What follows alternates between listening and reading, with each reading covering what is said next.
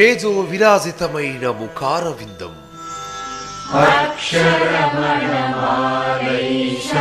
మహాదేవుణ్ణి తలపించే దిగంబర రూపం,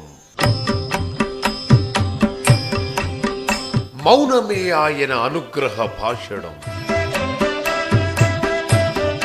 ధ్యానమే ఆయన ఆధ్యాత్మిక సాధనం.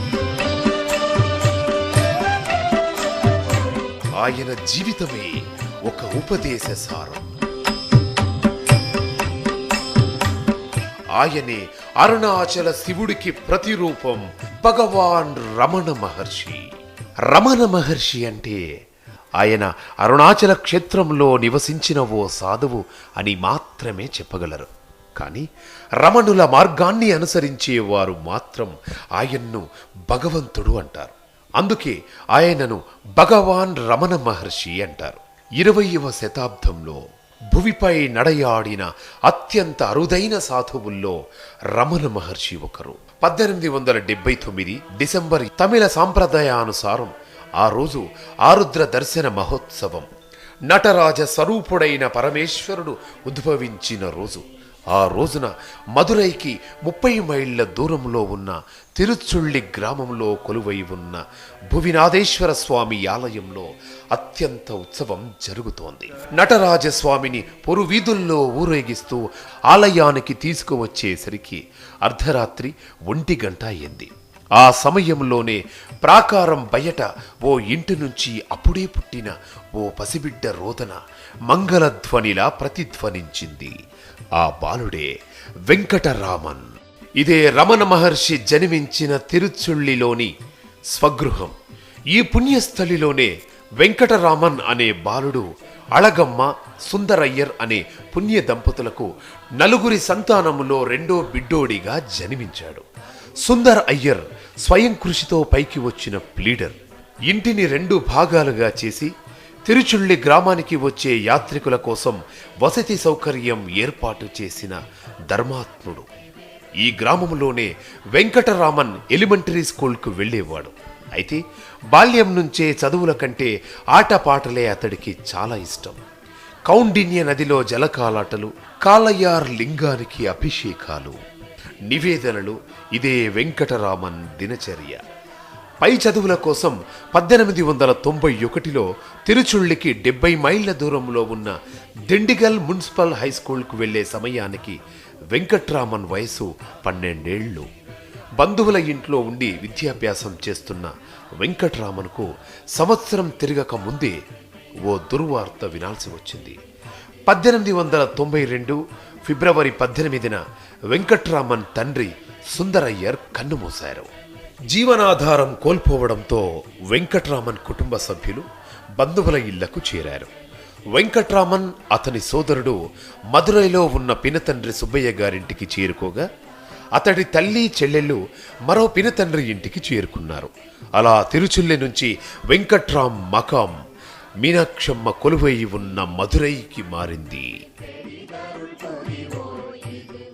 మదురైలో మొదట స్కాట్స్ మిడిల్ స్కూల్లో చదువుకొని తర్వాత అమెరికన్ మిషన్ హై స్కూల్లో చేరాడు వెంకట్రామన్. అప్పటికే ఈ బాలుడు చదువులో పైకి రాలేడని అందరికీ అర్థమైంది. ఆటలంటే అమిత ఉత్సాహం చూపించే వెంకట్రామన్ తోటి బాలులతో కలిసి వైగై నదిలో ఈతలు, ఆటపాటలతో గడిపేవాడు. అయితే 1895 నుంచి ఆ బాలుడి జీవితంలో అనూహ్య సంఘటనలు జరగడం ప్రారంభమయ్యాయి. ఆ ఏడాది నవంబర్లో ఓ బంధువు మదురైకి రాగా ఎక్కడి నుంచి వస్తున్నారని వెంకట్రామన్ అడిగాడు. అరుణాచలం నుంచి అని అతడి సమాధానం. అప్పటి వరకు అరుణాచలం అనే ఓ క్షేత్రం అత్యంత పవిత్రమైందని మాత్రమే వెంకటరామన్కు తెలుసు. కానీ అక్కడికి వెళ్ళవచ్చుననే విషయం తెలియదు. ఆ విషయం అతడిలో ఓ ఉత్తుంగ తరంగాన్ని సృష్టించింది. పినతండ్రి ఇచ్చిన 63 నాయనార్ల చరిత్రను తెలిపే పెరియ పురాణం చదవడంతో తాను భక్తి మార్గంలో పయనించాలని సంకల్పించుకున్నాడు వెంకట్రామన్. కొద్ది నెలలకే ఆ కోరిక పరాకాష్ఠకు చేరింది. వెంకట్రామన్ ఓ రోజు మేడపై ఉన్న గదిలో ఉండగా అతడికి తీవ్రమైన మరణ భయం ఆవహించింది. తాను చనిపోతానేమోనని అనుకున్నాడు. కానీ ఆరోగ్యం మాత్రం బాగానే ఉంది. ఊహించని ఆ సంఘటన అతనిలో ఓ కొత్త ఆలోచనను రేకెత్తించింది. మరణం అంటే ఏమిటి? చనిపోయేదెవరు? ఇది శరీరమా లేక ఆత్మ అన్న ముఖ్య ప్రశ్నలు అతడి మనసులో రేకెత్తాయి.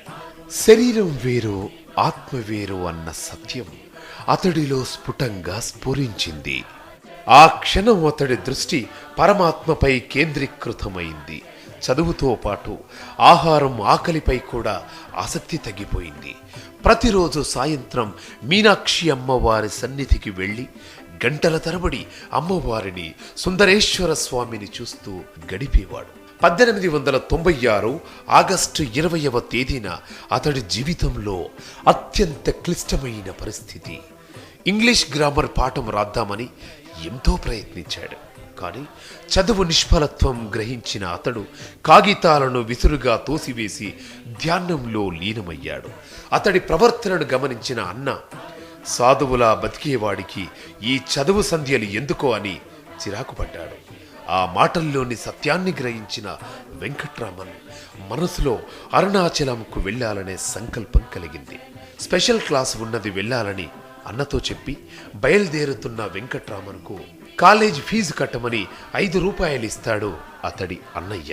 ఆ డబ్బు తీసుకొని తాను భగవంతుడి అన్వేషించేందుకు ఇల్లు విడిచి వెళుతున్నానని లేఖ రాసి బయలుదేరుతాడు వెంకట్రామన్. నా తండ్రి ఆజ్ఞ మేరకే ఆయనను అన్వేషించడానికి బయలుదేరుతున్నాను. నేను తలపెట్టిన ఈ పుణ్యకార్యానికి ఎవరూ చింతించాల్సిన అవసరం లేదు. ధన వ్యయం చేయనక్కర్లేదు. మీ కాలేజీ ఫీజు కట్టబడటం లేదు అంటూ రమణ మహర్షి స్వహస్తాలతో రాసిన లేఖ ఇదే.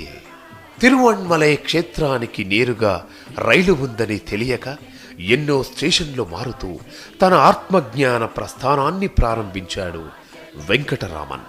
అలా మార్గమధ్యంలో తిరుక్కోవిలూర్కు చేరుకొని అరయని నల్లూరు ఆలయాన్ని, కీలూరు ఆలయాన్ని సందర్శించాడు. డబ్బులు లేకపోవడంతో మార్గమధ్యంలో ఒక వ్యక్తి వద్ద తన కెంపుల చెవిపోగులు తాకట్టు పెట్టి 4 రూపాయలు అప్పు చేసుకున్నాడు.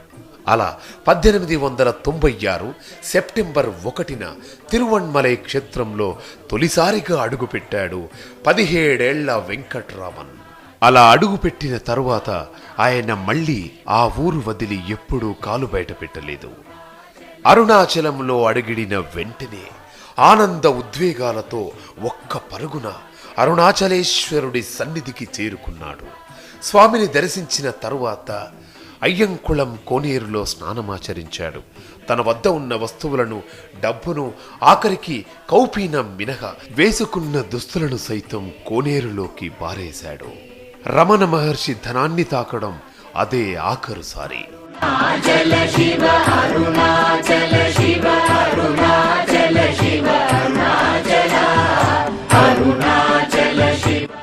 అరుణాచలేశ్వరుడి దర్శనముతో వెంకట్రామన్ అన్వేషణ పూర్తయింది.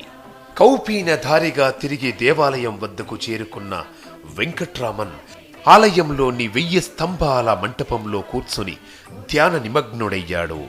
కొన్ని వారాల పాటు అలాగే కూర్చుండిపోయాడు. ఆ బాలుణ్ణి చూసిన స్థానికులు మాత్రం బ్రాహ్మణ స్వామి అని పిలవడం మొదలుపెట్టారు. స్థానికంగా ఉన్న శేషాద్రి స్వామి అనే మహర్షి ఆ బాలుడి యోగక్షేమాలు చూసేవాడు. కానీ ఆ బాలుడిపై చుట్టుపక్కల పిల్లలు రాళ్ళు, రప్పలు విసిరడంతో బ్రాహ్మణ స్వామి 1000 కాళ్ల మంటపంలోనే ఉన్న పాతాళలింగం వెనుక వైపున కూర్చుని తిరిగి ధ్యానంలోకి వెళ్ళాడు. ఆ రోజుల్లో పాతాళ లింగ సన్నిధికి భక్తులెవ్వరూ వచ్చేవారు కాదు. కానీ తేళ్లు, జర్రులు, చీమలు మాత్రం దండిగా ఉండేవి. అవి కుట్టడంతో ఆ బాలుడి శరీరం ఘాట్లు తేలింది. అయినప్పటికీ ఆత్మానందంలో మునిగిన బ్రాహ్మణ స్వామిని ఆ నరకపు ప్రాయపు బాధ కదిలించలేకపోయింది. కొన్ని రోజులకు ఆ బాలుణ్ణి గమనించిన ఓ భక్తుడు సపర్యాలు చేసి బాగోగులు చూసుకున్నాడు. ఆ తరువాత 6 నెలల పాటు ఆలయ పరిసరాల్లోనే బ్రాహ్మణ స్వామి గడిపాడు.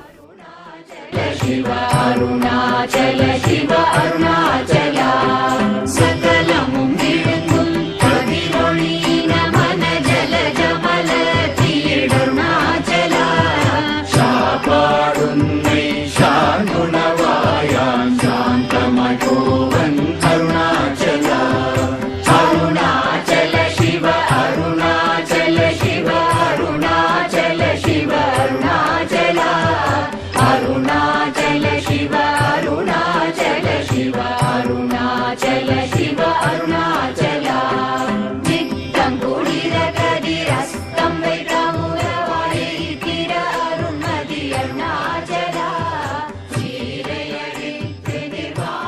అరుణాచలేశ్వరుడి దర్శనానికి వచ్చే భక్తులు మూర్తీభవించిన వైరాగ్యం కలిగిన బ్రాహ్మణ స్వామిని చూసి ముగ్ధులయ్యేవారు.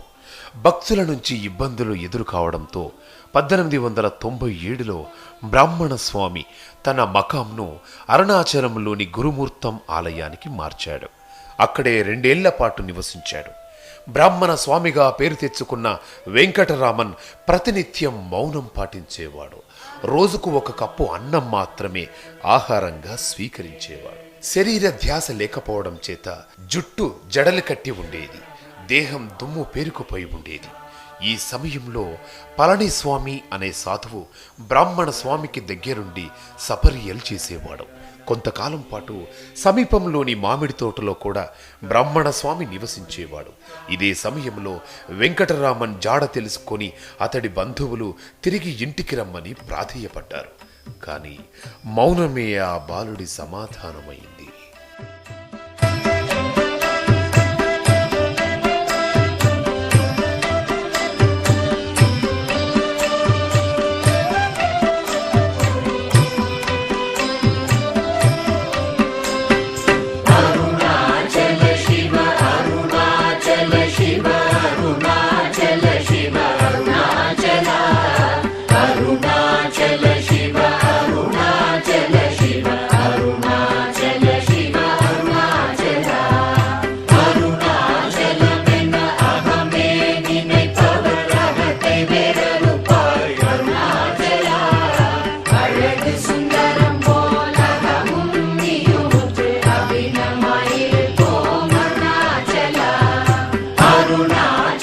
పద్దెనిమిది 1898లో గురుమూర్తం నుంచి పవళకుండ్రు శివాలయానికి తన మకాం మార్చాడు బ్రాహ్మణ స్వామి.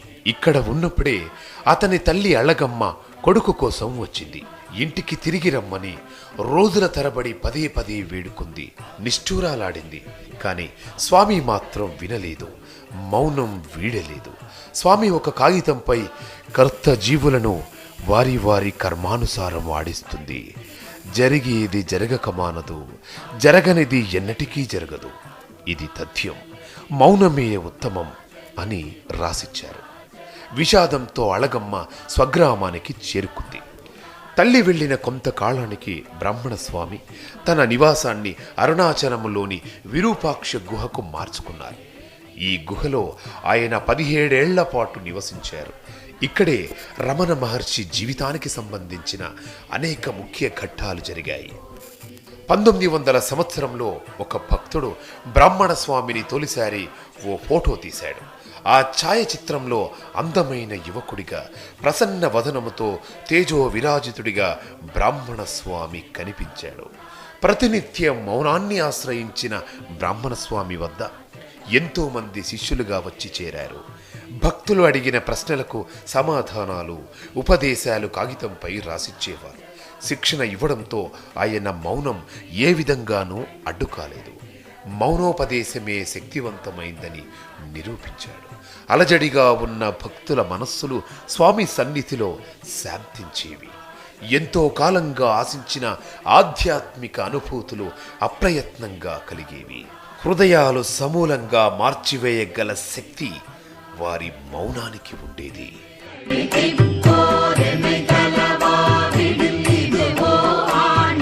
అరుణాచల